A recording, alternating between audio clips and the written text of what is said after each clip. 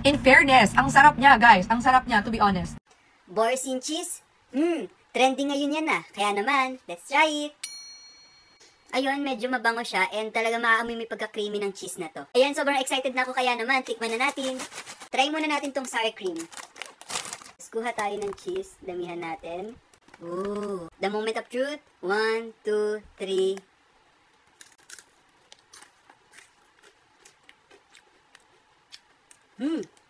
Harap. Try naman natin tong original na Ritz. Nahulog. Kuha tayo. Ooh.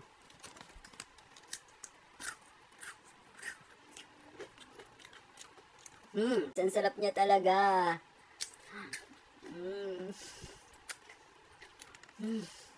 Harap. DIY Boursin cheese, 10 out of 10.